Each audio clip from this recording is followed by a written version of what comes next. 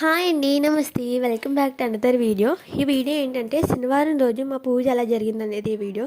ముందుగా దేవుని మూలన అయితే దేవుడి ఫోటోలకి పువ్వులతో అందంగా డెకరేట్ చేసుకున్నాం. తర్వాత చెంబుల్లో వాటర్ వేసి గంధంతో అలాగే కుంకుమతో అయితే బొట్లు పెట్టుకున్నాం.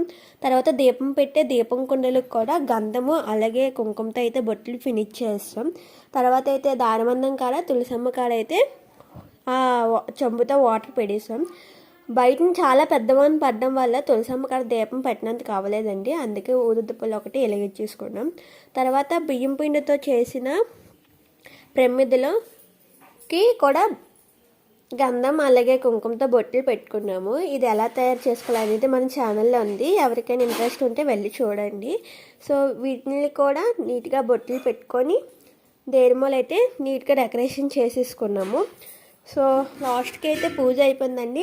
వాన్ తగ్గడం వల్ల తులసమ్మ